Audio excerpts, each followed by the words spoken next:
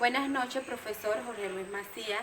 En la noche de hoy le voy a estar compartiendo a través de este video mi análisis sobre el tema indicado, las leyes de la historia en la ciencia.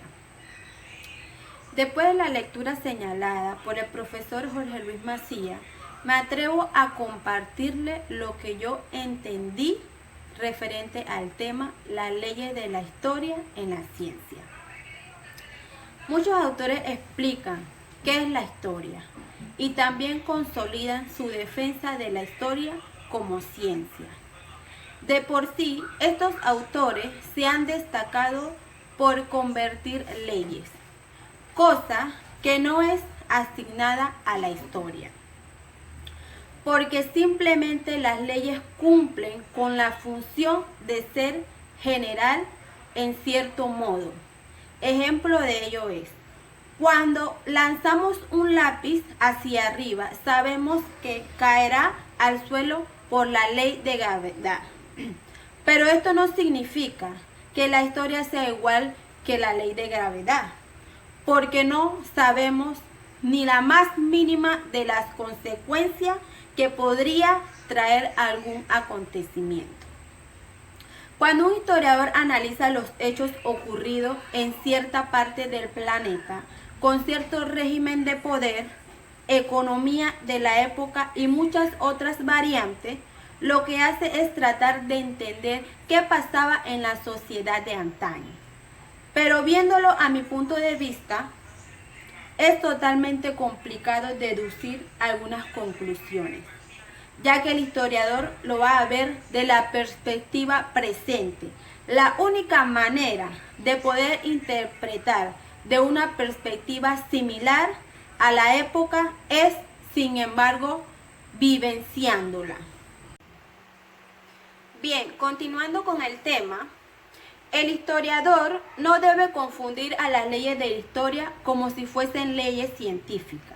No se puede hablar de leyes de la historia de la misma manera que se hablaba de las leyes de la evolución. Hay que tener presente que la historia en realidad no es una ciencia natural, tal y como parece que lo entienden algunos, sino que es una ciencia en el sentido que proporciona conocimientos y, al igual que la ciencia natural, trata de explicar un fenómeno. Voy a mencionar 5 diferencias entre la ciencia natural y la historia. La historia se ocupa solamente de lo particular, en tanto que la ciencia estudia lo general. La historia no enseña nada. La historia no puede pronosticar. La historia es forzadamente subjetiva, porque el hombre se está observando a sí mismo. La historia, a diferencia de la ciencia, implica problemas de religión y de moralidad.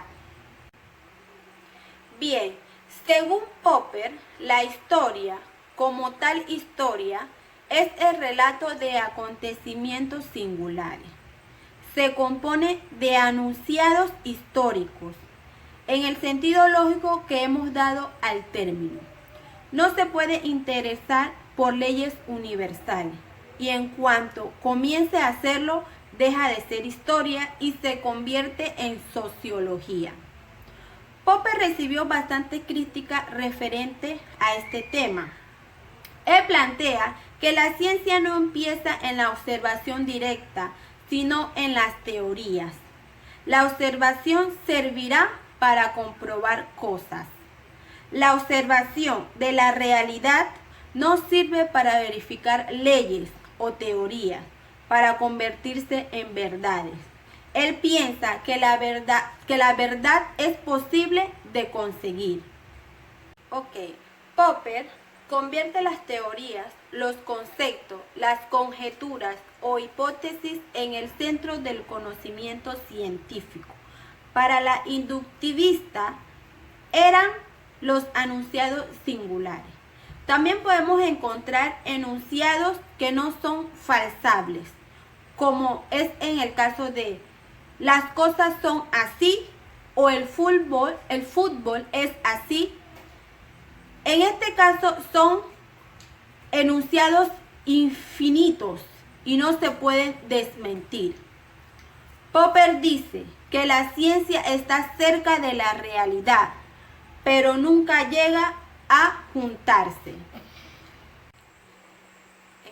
Respondiendo al video enviado por el profesor Jorge Luis Macías referente a la predicción en la historia, voy a responder de la siguiente manera.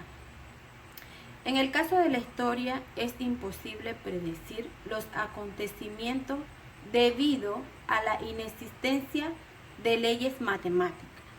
Pero sin embargo, el historiador puede orientar el futuro de su disciplina en función del conjunto de los valores morales que asuman, puesto que en el caso de la historia se da una fuerte vinculación entre conocimiento y valor.